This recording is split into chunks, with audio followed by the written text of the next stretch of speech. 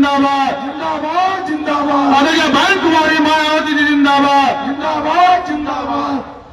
बहन जी आप संघर्ष करो, हम आपके साथ हैं। बहन जी आप संघर्ष करो, हम आपके साथ हैं। बीएसपी की क्या पहचान, नीला झंडा हाथी निशान। बीएसपी की क्या पहचान, नीला झंडा हाथी निशान। बहुजन समाज पार्टी जिंदाबाद, जिंदाबाद जिंदाबाद। बहुजन समाज पार्टी जिंदाबाद। जिंदाबाद जिंदाबाद। बाबा साहब अमर रहे, बाबा साहब अमर रहे, मानव श्रीकांत राम साहब अमर रहे, मानव श्रीकांत राम साहब अमर रहे।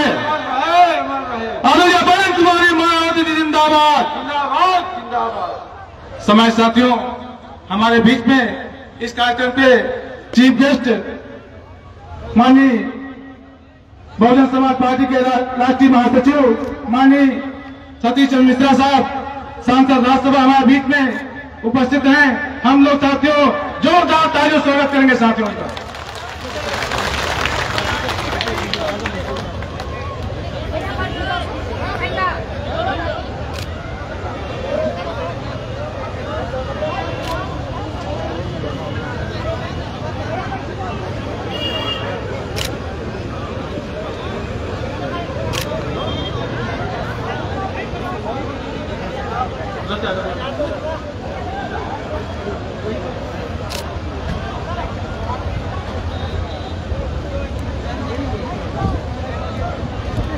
सम्मानित साथियों, सभी साथियों से अनुरोध है कि वो अपने अपने स्थान पर बैठने का कष्ट करें साथियों, और हम ज्यादा विलंब न करते हुए हम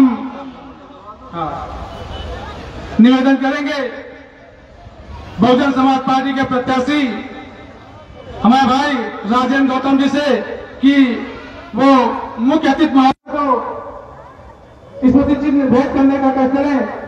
भाई राजेंद्र कुमार गौतम जी।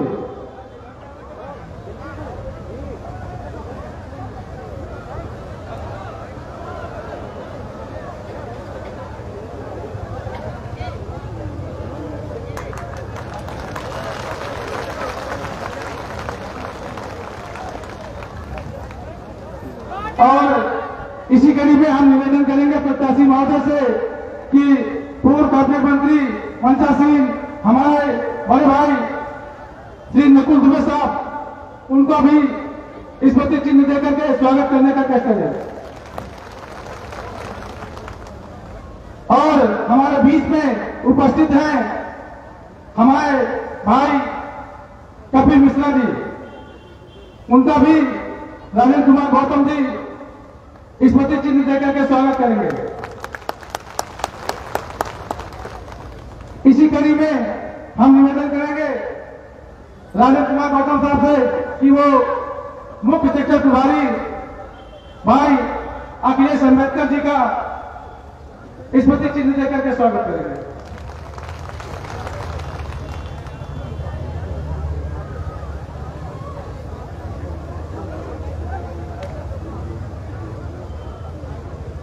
एवं राजेंद्र गौतम साहब प्रत्याशी महोदय दूसरे राजेंद्र गौतम साहब का स्मृति चिन्ह देकर स्वागत करते हैं।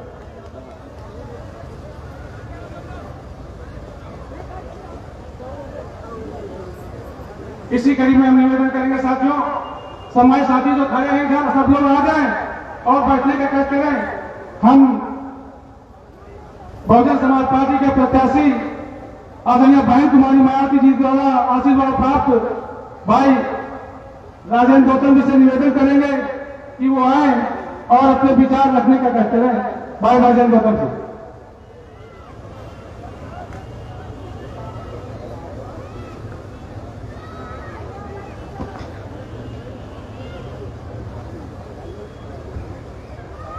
सर्व समाज में जन्मे सभी संतों गुरुओं को नमन करते हुए भारतीय संविधान के निर्माता परम पूज्य बोध सत्य बाबा साहब व बहुजन समाज पार्टी के संस्थापक बहुजन नायक माननीय श्री कांशीराम साहब के चरणों में श्रद्धा समर्पित करते हुए उत्तर प्रदेश की नहीं 4 बार मुख्यमंत्री हम सबकी नेता बहन कुमारी मायावती जी को अपना आदर्श नेता मानते हुए आज इस विधानसभा में हमारे बीच में बहुजन समाज पार्टी के राष्ट्रीय महासचिव, वर्तमान में राज्यसभा के सांसद हम सबके नेता माननीय सतीश चंद्र मिश्रा जी हमारे बीच में पधारे हुए हैं। मैं चाहता हूँ 2 जोर की तालियों का स्वागत किया जाए। हमारे बीच में पूर्व कैबिनेट मंत्री बड़े भाई माननीय नकुल दुबे जी हम लोग बीच में मंजर सिंह है, मैं चाहता हूँ उनका भी जोरदार तालियों का स्वागत किया जाए। हमारे बीच में हम सबके पैराशूट युवा साथी माननीय कपिल मिश्रा जी हम लोग बीच में उपस्थित है, मैं चाहता हूँ उनका भी जोरदार तालियों का स्वागत किया जाए। हमारे बीच में माननीय अखिलेश अम्बेडकर जी जो लखनऊ मंडल के मुख्य सेक्टर प्रभारी है, मैं चाहता हूँ उनका भी जोरदार तालियों से स्वागत किया जाए। हमारे बीच में लखनऊ मंडल के मुख्य सेक्टर प्रभारी माननीय राजेंद्र गौतम जी हम लोग बीच में मंचा सिंह है, मैं चाहता हूँ उनका भी जोरदार तालियों से स्वागत किया जाए। और यहाँ पर हमारे बीच में जितने भी हमारे युवा साथी हमारे बुजुर्ग पिता जो बैठे हुए हैं, हमारी माताएं बहनें बैठी हुए हैं और जो हमारे साथ में हमारे विधानसभा के जो भी हमारे कार्यकर्ता आए हुए हैं, मैं सबका तहे दिल से स्वागत करता हूँ क्योंकि आप लोग इतनी भारी संख्या में हमारा हौसला बढ़ाने के लिए आए। मैं सब लोगों को पुनः आप लोगों का आभार व्यक्त करता हूँ, धन्यवाद अदा करता हूँ। साथियों हम आप लोगों से बता देना चाहता हूँ क्योंकि आपका ये बेटा आपका ये भाई आप लोग 20 से निकल के आ रहे हैं, मतलब बहन कुमारी मायावती जी ने इस बूथ के कार्यकर्ता को टिकट देकर आप लोग बीच में भेजा है, तो मैं वादा करता हूँ ये भाई आप लोगों के बीच में हमेशा आपकी समस्या में आपके सुख दुख में हमेशा खड़ा नजर आएगा, कहीं पर पीछे नहीं रहेगा क्योंकि बहन जी ने बता दिया है, ये जता दिया है कि बहुजन समाज पार्टी में कार्यकर्ताओं की हमेशा बड़ा मान सम्मान होता है क्योंकि बहन जी ने वो दिन जो है अपनी जनसभा में कह दिया जो है इस बार हमें सेक्टर कमेटी, बूथ कमेटी, विधानसभा कमेटी की कार्यकर्ताओं को आगे बढ़ाना है ताकि कोई बड़े नेताओं को आगे नहीं बढ़ाना है क्योंकि असली लड़ाई जो है कार्यकर्ता रहता है बूथ पे और मैं उसी को आगे बढ़ाऊंगी। ये बहन कुमारी मायावती जी ने 100 मन से कहा है, उसका प्रमाण मैं भी खड़ा हूँ क्योंकि मैंने बूथ पर काम किया है, सेक्टर में काम किया है और बहन जी की ऐसी कृपा हूँ कि जो विधानसभा का मुझे प्रत्याशी बनाया है। मैं बता देना चाहता हूँ क्योंकि बहन जी ऐसे नेता है कि एक बूथ के कार्यकर्ता को यहाँ तक पहुंचाया है, तो बहन जी ने अगर आप लोग बीच में भेजा है तो साथियों इस बार एक सुनहरा मौका आप लोग बीच में है, अपना भाई बना लो, अपना बेटा बना लो क्योंकि आप लोग बीच में आपका भाई आया हुआ है और बहन जी की जो नीतियां और रीतियां हैं क्योंकि आज क्या है, आज भय का माहौल है। आप देख लीजिए इतनी बड़ी घटना उन्नाव में अभी जल्दी में हुई है, इतनी बड़ी घटना उन्नाव में जल्दी से हुई है, कोई अधिकारी कोई कर्मचारी सुनने वाला नहीं है। 2 महीने पहले उसका अपहरण होता है, समाजवादी पार्टी का पूर्व मंत्री का बेटा अपहरण करता है, बलात्कार करता है और दलित समाज की बेटी को मार के जो है दफना देता है, कोई सुनने वाला नहीं है। साथियों अगर बहन कुमारी मायावती जी की सरकार होती तो नीचे से लगा के ऊपर तक सारे अधिकारी सस्पेंड कर दिए जाते, जेल में होते। आज क्या है, आप लोग जो बहन कुमारी मायावती जी की कानून व्यवस्था थी, जो बहन जी ने विकास कार्य किए, सब समाज के लोगों को जो है नौकरियां दी, सब समाज के लोगों को मकान दिया, रोजी कपड़ा मकान दिया, ये बहन कुमारी मायावती जी ने किया। किसी के साथ भेदभाव नहीं किया, चाहे वो हमारे मुस्लिम समाज के लोग हो, चाहे हमारे ब्राह्मण समाज के लोग हो, चाहे हमारे क्षत्रिय समाज के लोग हो, सब समाज के लोगों को बहन जी ने नौकरियां दी और रोटी कपड़ा मकान दिया।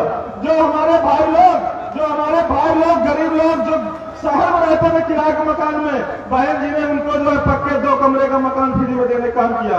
आज लखनऊ के नाम से जाना जा रहा है, बहन जी ने पूरे प्रदेश को चमकाया। हमारे चाहे मुस्लिम समाज के लोग हो, बता देना चाहता हूँ कि जब बहन जी की सरकार चल रही थी, आप एक भी कोई दंगा अगर हुआ बताइए, छोटा बड़ा कोई दंगा हुआ बताइए, बहन जी की सरकार में सब समाज के लोग सुरक्षित थे। आज क्या है, आज धर्म के नाम पर लाया जा रहा है। और जो यहाँ पर मौजूदा जो विधायक हैं जिन्होंने वादा किया था कि हम जो समस्याएं हैं क्षेत्र की, आज क्या है, आप देख लीजिए गांव में जो हमारे किसान परेशान है, रातों दिन अपनी फसलें तक रहे हैं, आवारा जानवर जो है परेशान है, विधायक सुनने वाला नहीं है। आज इससे पहला विधायक हुआ है पूर्व मंत्री, वो तो मंत्री बने बैठे हुए हैं, अभी कुर्सी से उतरे नहीं है। तो हम आप लोगों से अपील करना चाहते हैं कि इनको मंत्री पद से उतार दो और जो मौजूदा विधायक है इनको अपनी औकात दिखा दो, अपनी औकात दिखा दो क्योंकि समय आ चुका है। 23 तारीख को जो है 23 तारीख को आप लोग माध्यम से इस 23 तारीख इस मंच के माध्यम से इस भाई को जो है हाथी वाले खाने के सामने बटन दबाकर इस भाई को विधायक बनाइए और उत्तर प्रदेश में बहन कुमारी मायावती की 5वीं बार सरकार बनाइए। बहुत बहुत धन्यवाद। जय भीम जय भारत। बहुत बहुत धन्यवाद भाई राजेंद्र गौतम जी, जो बहुजन समाज पार्टी के प्रत्याशी हैं आपकी विधानसभा से, और उन्होंने आप सबसे अपील की है बहुजन समाज पार्टी की सरकार बनाने के लिए। इसी कड़ी में हम निवेदन करेंगे, हमारे बीच युवा नेता बहुजन समाज पार्टी जो आपके सामने मंचासीन है कपिल मिश्रा साहब, उनका हम जोरदार तालियों से स्वागत करेंगे साथियों, और उनसे निवेदन करेंगे कि आए और अपने विचार रखने का क्या करें। भाई कपिल मिश्रा जी। बहुजन समाज पार्टी जिंदाबाद, बहुजन समाज पार्टी जिंदाबाद। बीएसपी की क्या पहचान, बीएसपी की क्या पहचान। श्री कपिल मिश्रा जी। यहाँ मंच में उपस्थित सभी गणमान्यजनों को और खास तौर से जो दूर दूर से मेरे आदरणीय पिताजी की बातें सुनने, समझने, उनके विचार समझने आए, आप सभी को मेरा सादर प्रणाम। साथियों, हमें आदरणीय बहन जी के कार्यकाल के वक्त को याद करने की जरूरत है। उस समय सभी लोग कितने सुरक्षित थे, खास तौर से इस प्रदेश की महिलाएं। आदरणीय बहन जी से अच्छा महिलाओं का दुख दर्द और कोई नहीं समझ सकता है। उनका शासनकाल खत्म होते ही यहाँ गुंडा राज शुरू हो चुका है, जिसमें सबसे ज्यादा उत्पीड़न महिलाओं के साथ हुआ है। साथियों, लगभग पिछले 10 साल से इस सरकार ने व इसकी पिछली सरकार ने इस प्रदेश की जनता को सिर्फ और सिर्फ धोखा देने का काम किया है। इस सरकार ने तो 2 करोड़ नौकरियां देने का वादा किया था, लेकिन उसके बदले 2 करोड़ नौकरियां छीनने का काम किया है। साथियों, कोरोना काल के वक्त जो लोग बेरोजगार हुए थे और जो उनको मजबूरी कारण दूसरे प्रदेशों से अपना काम वाम छोड़ के वापस अपने प्रदेश आना पड़ा था, उनको आज तक रोजगार नहीं मिला है। और जब भी हमारे युवा साथी अपनी रोजगार की मांग लेके इस सरकार के पास जाते हैं, तो ये सरकार उनको बदले में सिर्फ लाठी और डंडे ही देती है। साथियों, वक्त आ गया इनके असली चेहरे को पहचानने का।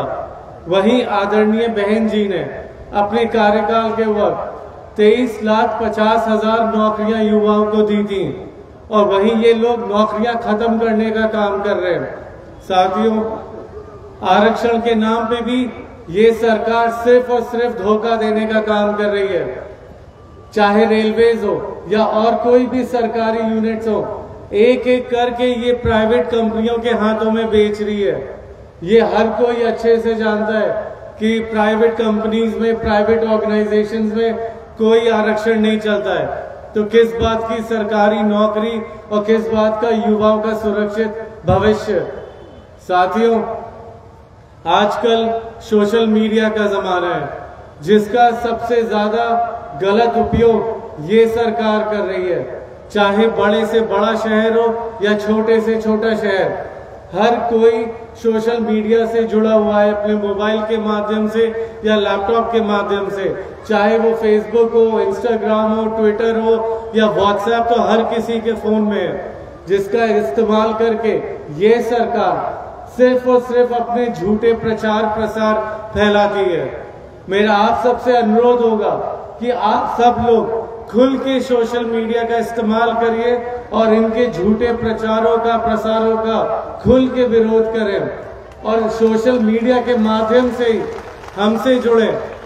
मैं आपको बताऊंगा, आपकी जितनी तकलीफें, दिक्कतें जो आप सरकार तक नहीं पहुंचा पा रहे, वो आप सोशल मीडिया के माध्यम से हम तक पहुंचाइए। मैं आपको गारंटी करता हूं, वादा करता हूं, आपकी एक एक तकलीफ नोट करी जाएगी, एक एक दिक्कत नोट करी जाएगी, और आदरणीय बहन जी तक पहुंचाने का काम मैं करूंगा, आपकी एक एक तकलीफ पहुंचाने का।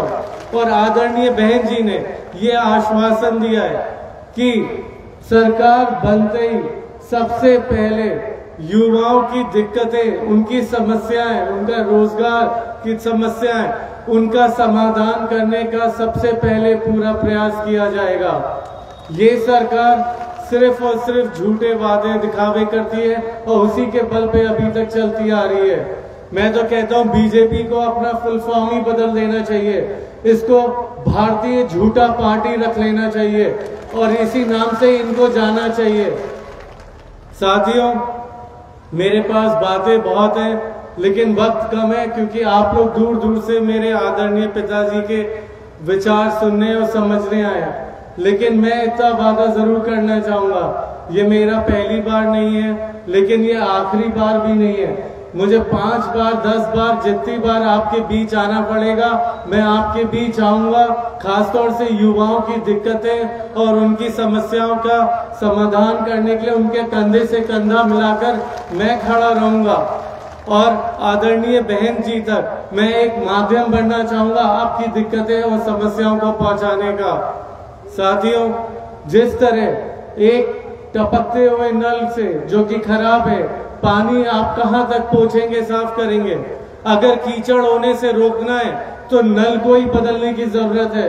उसी तरह वक्त आ गया है कि इस सरकार को बदल के आपको अपनी खुद की सरकार बनाने की जरूरत है और आदरणीय बहन जी को 5वीं बार इस प्रदेश का मुख्यमंत्री बना के हमें लाना है ताकि आप अपनी खुद की सरकार बना सकें और तभी इस प्रदेश के लोगों का और खास तौर से महिलाओं का और युवाओं का समस्याओं का समाधान तभी हो सकेगा जब आदरणीय बहन जी 5वीं बार इस प्रदेश की मुख्यमंत्री बन के आएंगी।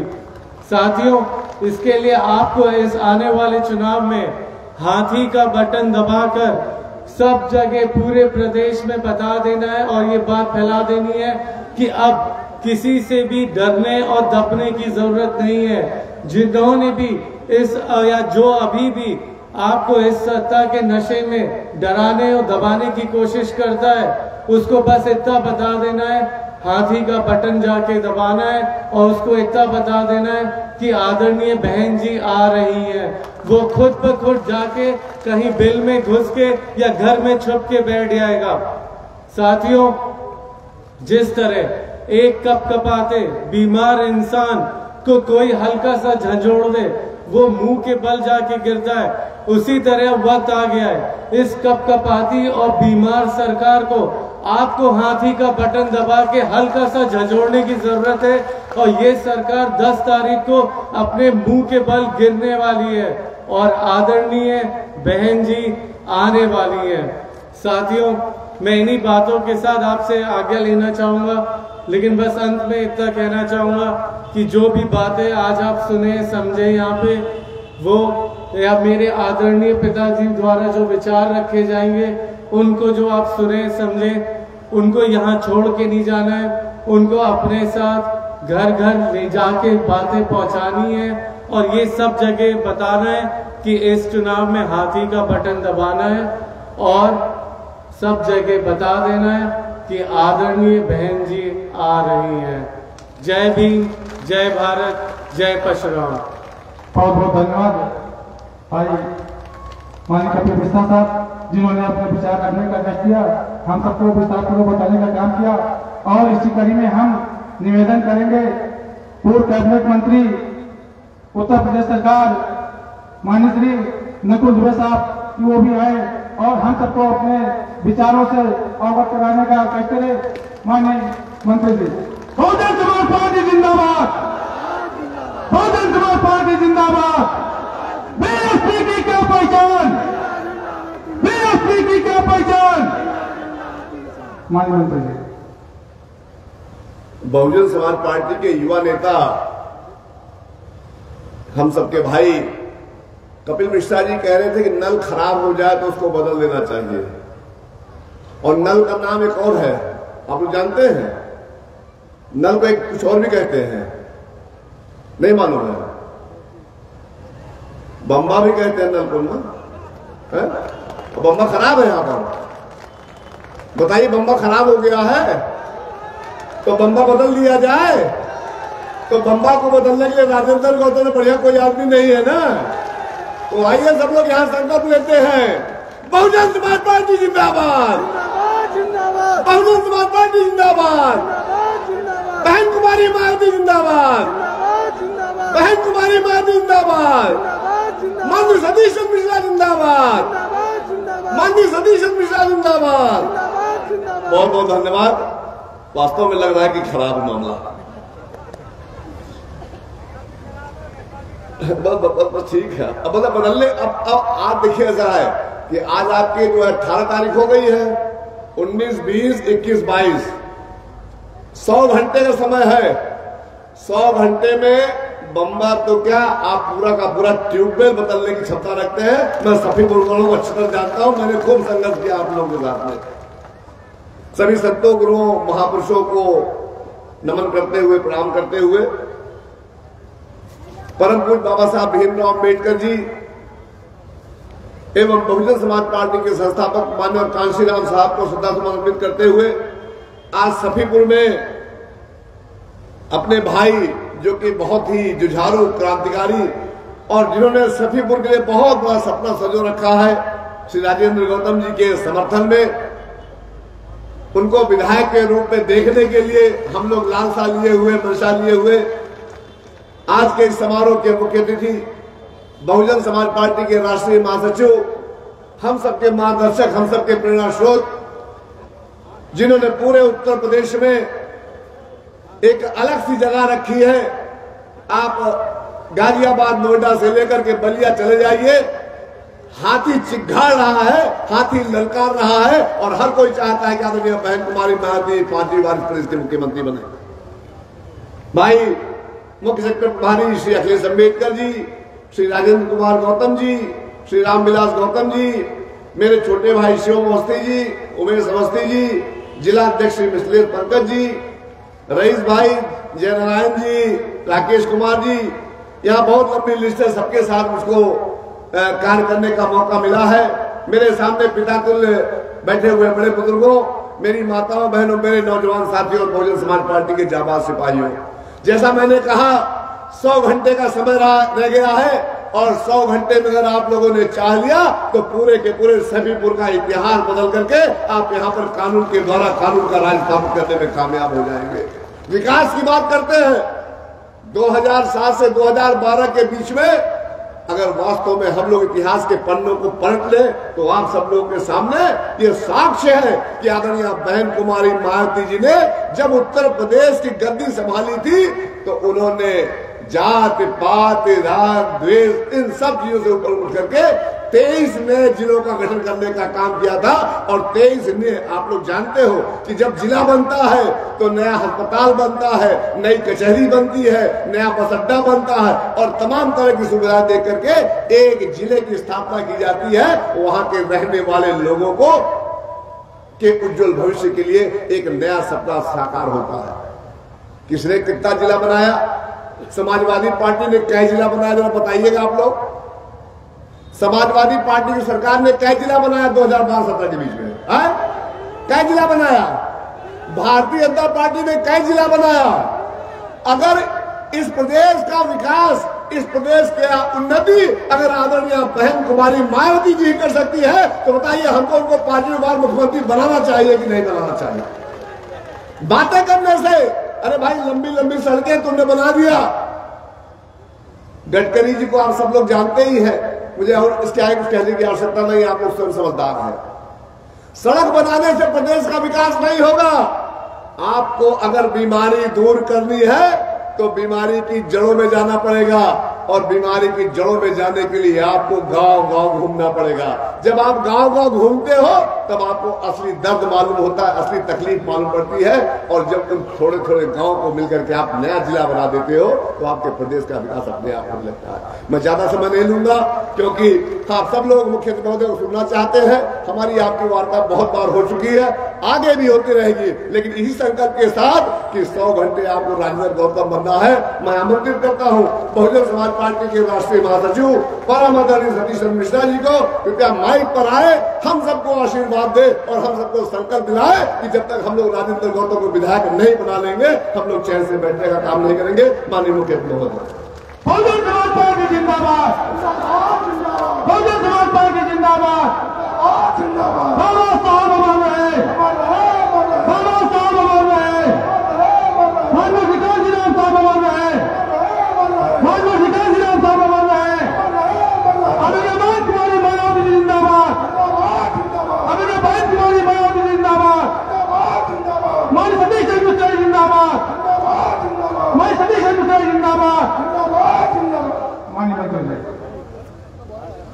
मंच पर उपस्थित बहुजन समाज पार्टी के सभी सम्मानित साथीगण, श्री नकुल दुबे जो कि उत्तर प्रदेश के कई मंत्रालय के पूर्व कैबिनेट मंत्री रहे हैं, श्री अखिलेश अंबेडकर जी जो कि मुख्य सेक्टर प्रभारी लखनऊ मंडल के हैं, श्री राजेंद्र कुमार गौतम जी मुख्य सेक्टर प्रभारी लखनऊ मंडल, श्री रामविलास गौतम जी, शिवम अवस्थी जी, उमेश अवस्थी जी, श्री मिथिलेश पंकज जी जिला अध्यक्ष उन्नाव, बीएसपी श्री अवधेश शर्मा जी जिला सचिव, तथा यहां पर आए हुए सभी बहुजन समाज पार्टी के नेताओं के साथ में बहुजन समाज पार्टी के इतनी बड़ी संख्या में समर्थक, माताएं, बहनें, मीडिया के साथियों, भाइयों, आज हम लोग यहां पर राजेंद्र कुमार गौतम जी के लिए बहन मायावती जी की तरफ से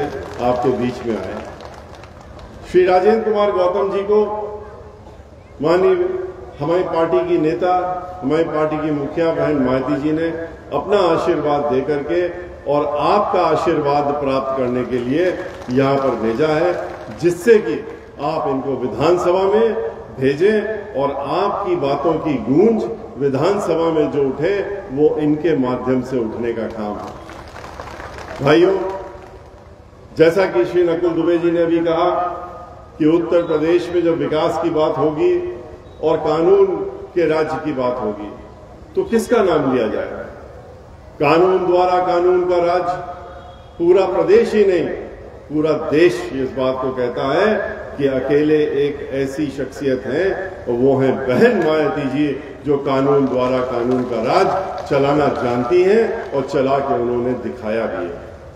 लेकिन कानून द्वारा कानून का राज चलाने के लिए फिर वो कोई भेदभाव नहीं करती हैं, वो कोई अपना पराया नहीं देखती हैं, वो ये नहीं देखती हैं कि ये तो हमारी पार्टी का आदमी है, ये हमारी पार्टी का एमएलए है या सदस्य है या नेता है और इसने कानून को अपने हाथ में लिया है तो इसको छोड़ दो, जैसा कि भारतीय जनता पार्टी और समाजवादी पार्टी में होता है। जैसा कि उन्नाव जिले में ही आप लोग देख चुके हैं, पूरी ताकत, पूरी कोशिश सरकार के मुख्यमंत्री से लेकर के नीचे तक लगा ली गई थी कि जब एक लड़की के साथ में दुराचार हुआ था और जो यहाँ के विधायक थे, चूंकि वो मुख्यमंत्री जी के अपने थे और उनके चहेते थे और उनके अपने लोगों में कहलाते थे, तो उनको बचाने के लिए पूरी एड़ी चोटी लगा दी गई। लेकिन ठीक इसके विपरीत बहन मायावती जी ने, आपको याद होगा, उत्तर प्रदेश की सरकार के बने हुए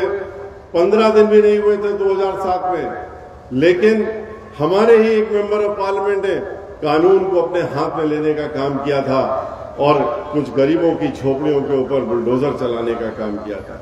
जैसे ही ये सूचना बहन जी को मिली, उन्होंने उन एमपी साहब को अपने घर पे बुलाया, लखनऊ में बंगले में बुलाया और बुला करके उनको वहीं से हथकड़ी लगवा करके और 5 साल तक जेल के पीछे रखने का काम किया था।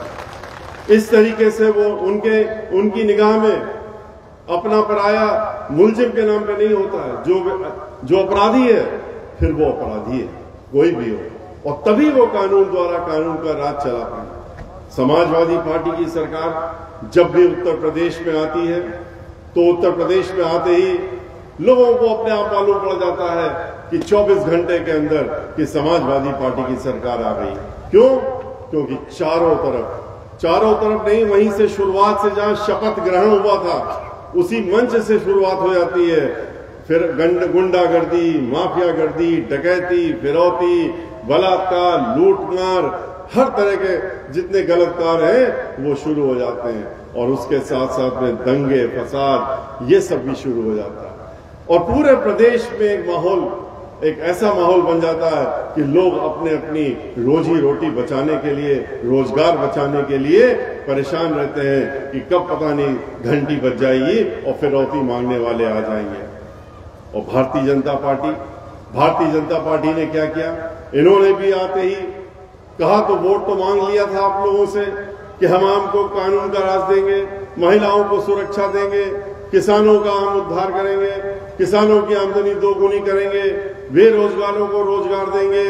इस तरह के सारे वादे किए, लेकिन उसके बाद करा ठीक इसके विपरीत, समाजवादी पार्टी की ही तरह, जैसे कि वो 134 दंगे करा करके, और मुजफ्फरनगर का जब दंगा हो रहा था तो वो सफाई में बैठ करके नाच गाना देख रहे थे। ठीक इसी प्रकार से इन लोगों ने भी किया। ये लोग मिल करके दंगा फसाद कराते हैं।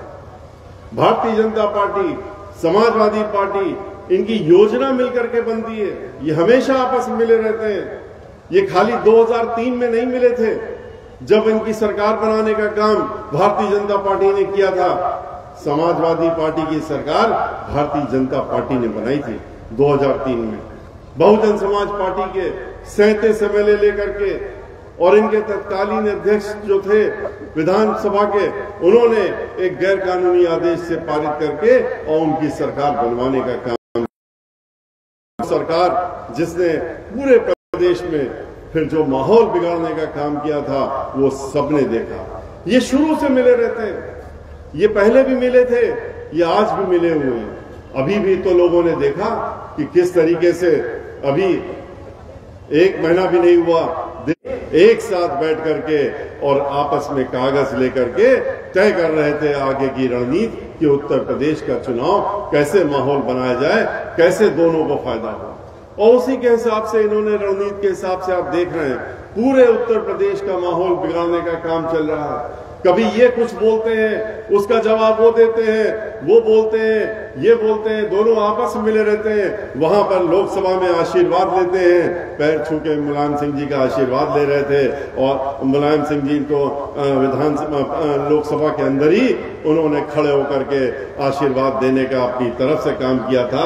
भारतीय जनता पार्टी की सरकार बनने के लिए आशीर्वाद दिया था श्री नरेंद्र मोदी जी को कि आप प्रधानमंत्री बनिए, ये मेरा आपके साथ में आशीर्वाद है और हमारा आपको समर्थन है। जो लोग खुला समर्थन इस तरह से देते हैं और कहते हैं कि हम उनके साथ में, अरे आप उनकी असलियत देखिए, उनका असली चेहरा पहचानिए।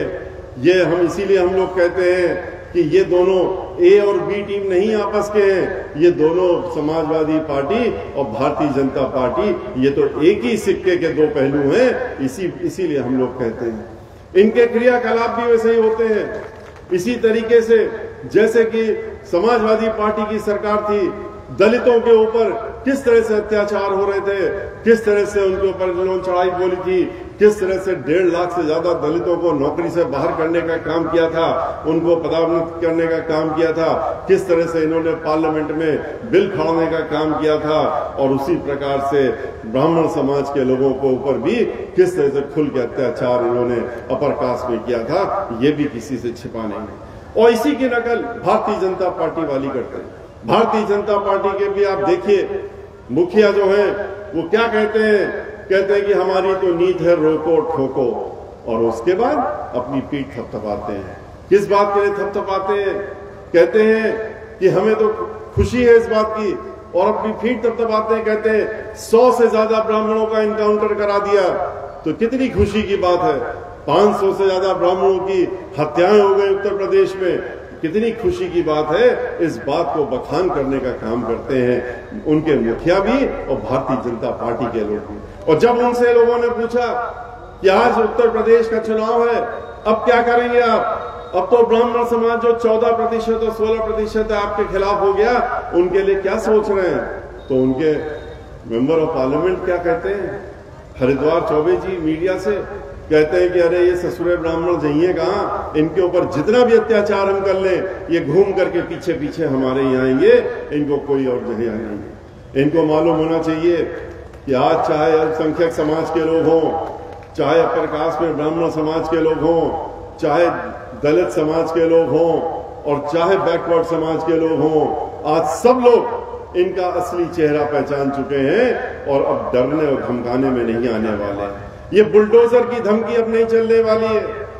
ये कहना कि हम गर्मी उतार देंगे, अब वो बात किसी को अब हजम नहीं होने वाली है, क्योंकि अब तो बुलडोजर और गर्मी का असर किसी को नहीं, अब तो इनका जाने का समय हो गया है। अब डरने के बाद तो इनको आनी चाहिए।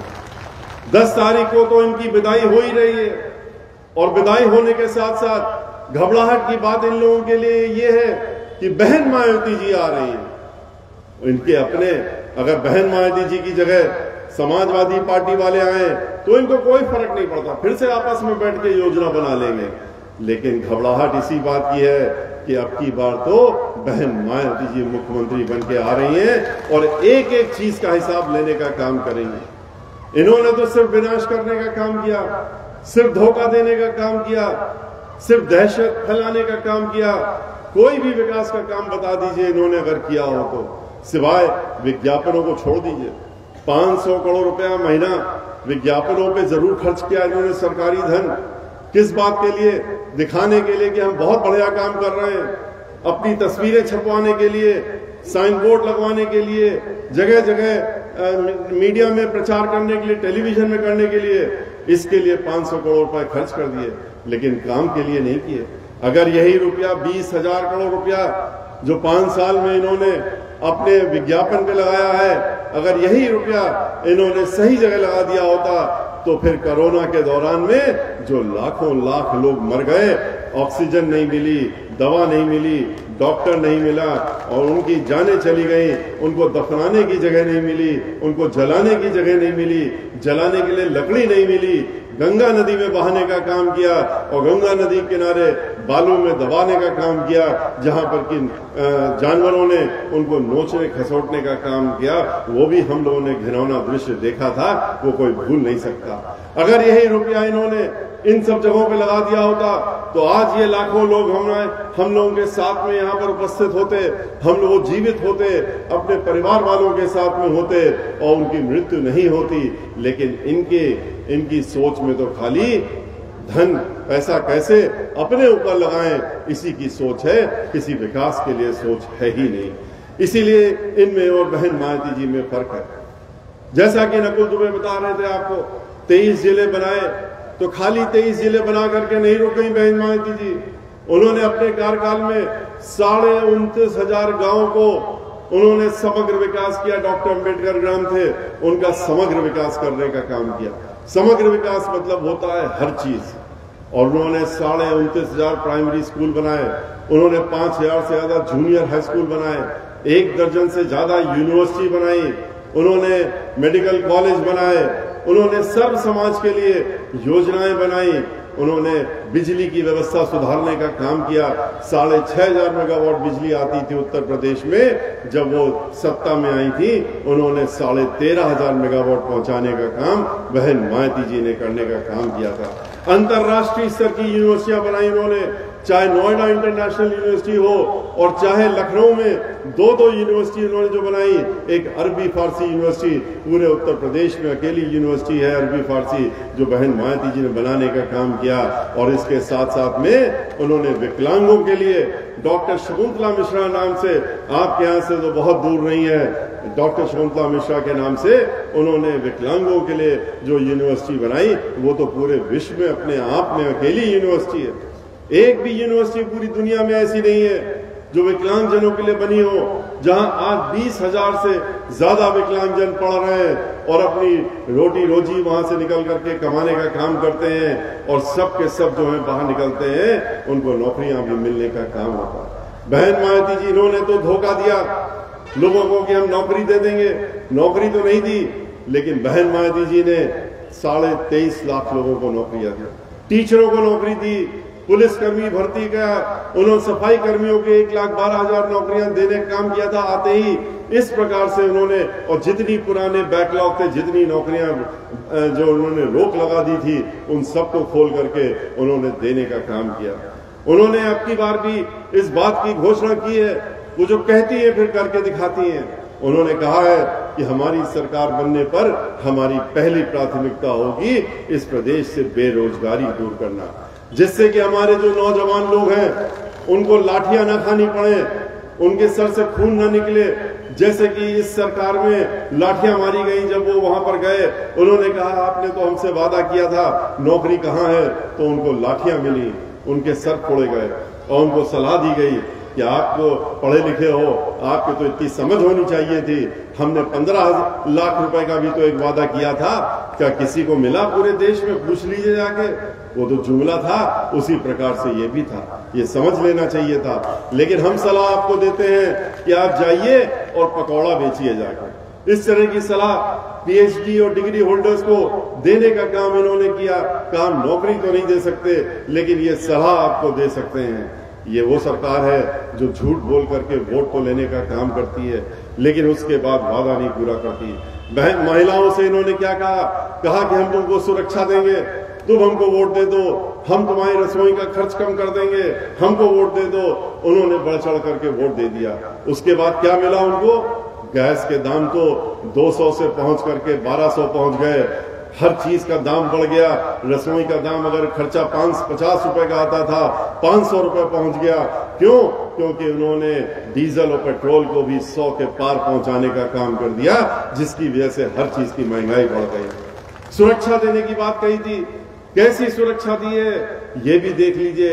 एक सुरक्षा देने के नाम पे जो बात कही थी, महिलाओं ने तो वोट दे दिया, लेकिन आज उनकी खुद की सरकारी रिपोर्ट कहती है, एनसीआरबी की सरकारी रिपोर्ट है, हम लोगों की अपनी नहीं है, वो कहती है कि उत्तर प्रदेश में हर 2 घंटे में एक महिला के साथ में बलात्कार होता है और दुराचार होता है। ये उत्तर प्रदेश में जो माहौल है, समाजवादी पार्टी और भारतीय जनता पार्टी, इनकी दोनों की सरकारों में यही माहौल रहा है। और उसी का आपने देखा कि कितने दर्दनाक किस्से एक के बाद एक उत्तर प्रदेश में हो गए।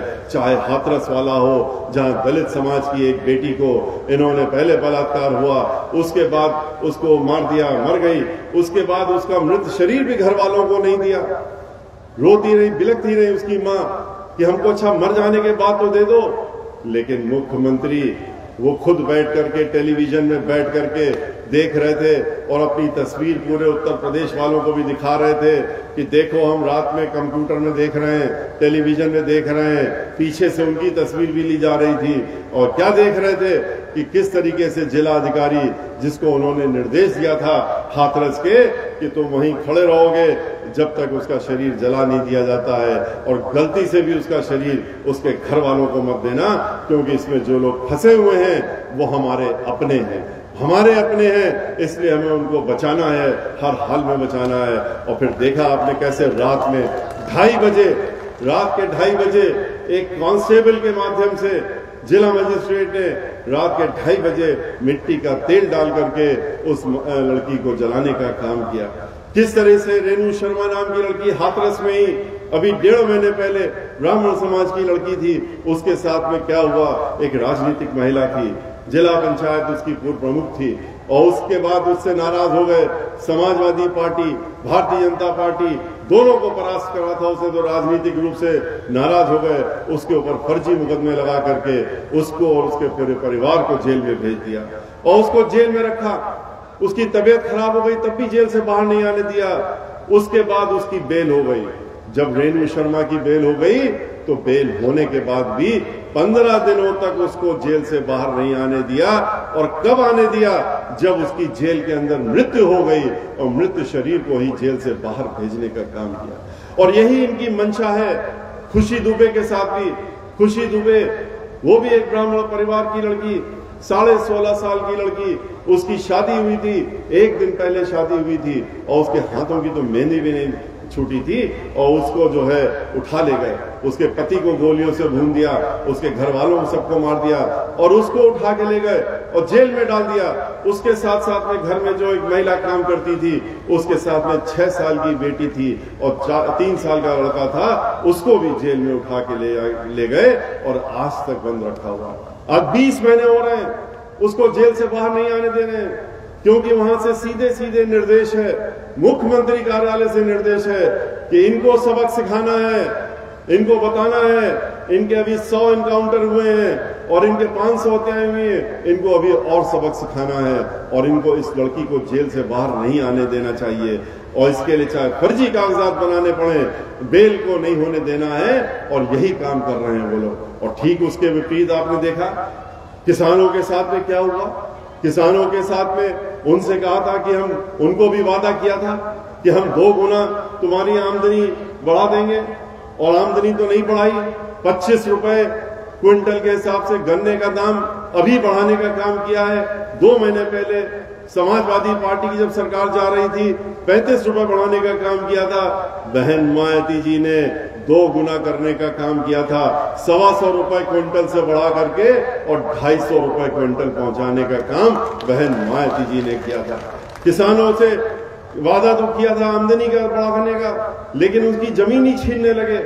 4 काले कानून बना करके उनकी जमीन पे छीनने की योजना बना ली और ऐसे कानून बनाए कि किसान को मजबूरन अपनी जमीन, कुछ इनके जो चुनिंदा उद्योगपति हैं जिनके हाथों में इन्होंने पूरे देश को बेच दिया है, यहाँ के जितने सार्वजनिक उपक्रम हैं उन सबको उनके हाथों में बेच दिया और अब तो बैंकों को भी बेच दिया, बिजली घरों को बेच दिया, तेल कंपनियों को बेच दिया। हर जगह जहां जहां जो सरकारी जहां नौकरियां हो सकती थी उनको उनके हाथों में बेचने का काम किया। उन्हीं को जमीन भी देने की योजना बना ली थी।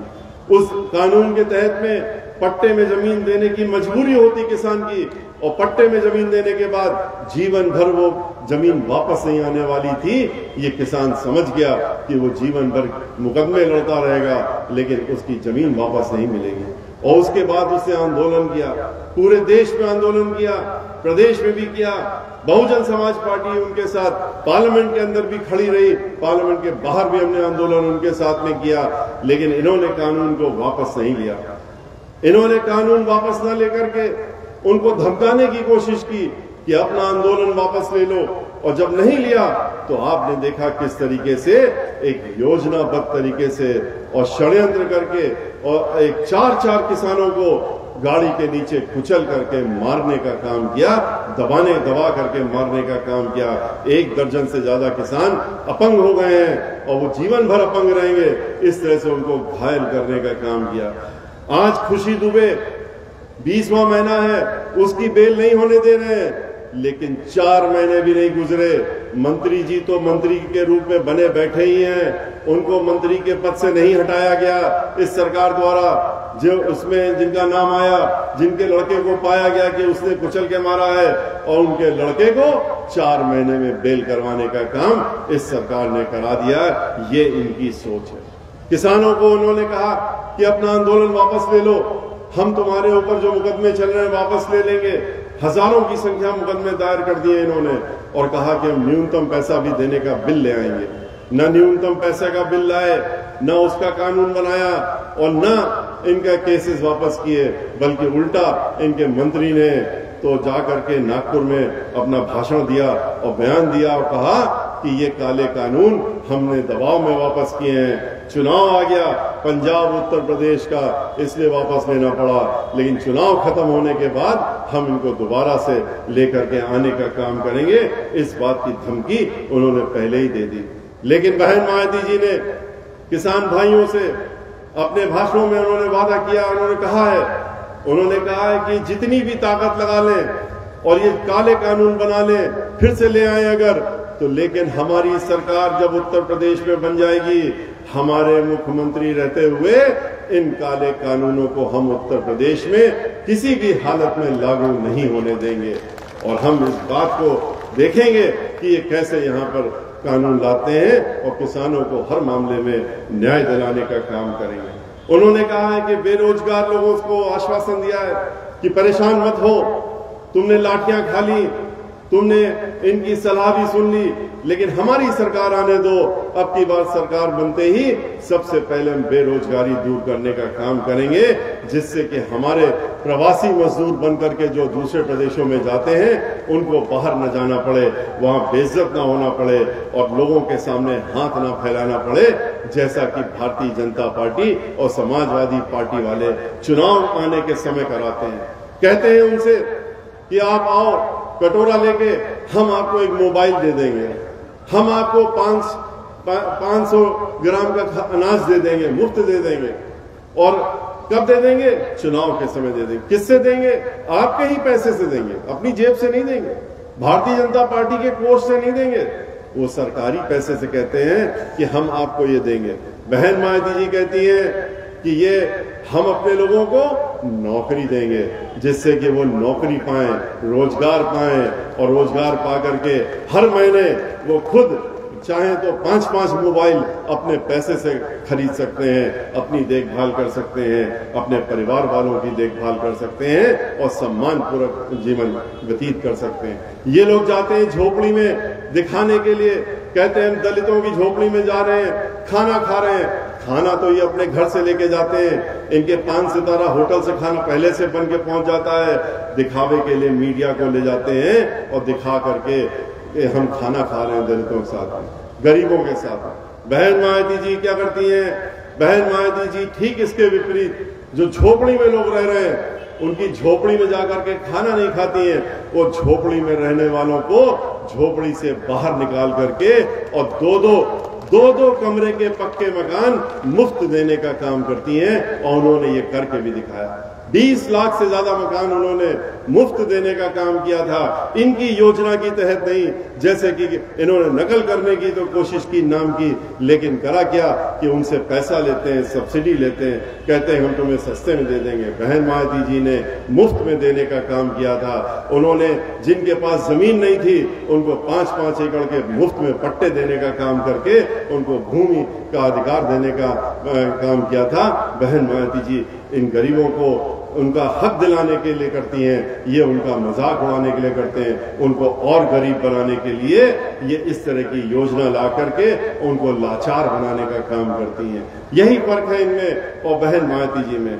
इसीलिए आपको ये ध्यान में रखने की जरूरत है कि एक तरफ कानून द्वारा कानून का राज आपने देखा बहन मायावती जी का, जहां उन्होंने अपने मेंबर ऑफ पार्लियामेंट को भी नहीं बख्शा, जहां पर महिलाएं जो थी रात के 12 बजे भी अगर उनको घर से निकलने की जरूरत पड़ती थी तो वो हिचकिचाती नहीं थी। अगर उनका काम पड़ गया तो 12 बजे भी लड़कियां भी निकल जाती थी, क्योंकि वो जानती थी कि किसी की हिम्मत नहीं है कि हमारी तरफ गलत निगाह उठा के देख ले, क्योंकि उत्तर प्रदेश की मुखिया बहन मायावती जी हैं और किसी की मजाल नहीं है कि हमारी तरफ गलत निगाह उठा के देख ले। बहन मायावती जी कानून द्वारा कानून का राज चलाने का काम करती थी। इसलिए भाइयों, आपसे हमारा अनुरोध है कि ये जो पार्टी है ये झूठ बोलने में महारत रखती है, ये इतना झूठ बोलती है, वादे करने का काम करेगी, चुनाव के समय आकर के लंबी लंबी पत्थर लगाने का काम करेंगी, मीटिंगें करने का काम आपने देखा पिछले 4 महीने में किस तरह से सरकारी धन का इस्तेमाल करके, सरकारी बसों का इस्तेमाल करके लोगों को बुला के और पैसा दे करके और इन्होंने अपने यहाँ भीड़ जुटाने का काम किया और उसके बाद वहां पर भाषण दे करके वोट मांगने का काम करते थे, जबकि सरकारी प्रोग्राम होता था। भारतीय जनता पार्टी का पैसा नहीं लगाते थे, ये लगाते थे तो सरकार का पैसा लगाते थे। और किस लिए? लोगों को फिर से धोखा देने के लिए कि हम 5 साल में अगर हमको दोबारा चुन लोगे तो हम ये कर देंगे और वो कर देंगे। इस 5 साल में नहीं किया, अगले 5 साल में कर देंगे।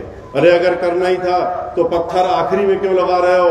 पत्थर लगाना था, योजनाएं लानी थी तो सरकार बनते ही क्यों नहीं लाए? तो 5 साल के बाद हिसाब तो लेते लोग, चिट्ठा किट्ठा पूछते कि क्या किया तुमने तो ये घोषणाएं की थी, ये कहा था। जैसे अब की बार फिर से वही झूठे घोषणा पत्र, फिर उसी तरीके से एक लोगों को बेवकूफ बनाने के लिए समाजवादी पार्टी भी और भारतीय जनता पार्टी भी, दोनों लोग जो उसी प्रकार से आज लोगों को लुभावने झूठे वादे करने का काम कर रहे हैं। और इसीलिए हम कहते हैं कि अगर कोई कंपटीशन, कोई एक ऐसा कंपटीशन हो जाए, पूरे विश्व में प्रतियोगिता हो जाए कि सबसे ज्यादा झूठ कौन बोल सकता है, तो उसमें भारतीय जनता पार्टी वाले नंबर 1 पे आएंगे और सबसे नंबर 1 के प्राइज वही पाने का काम करेंगे।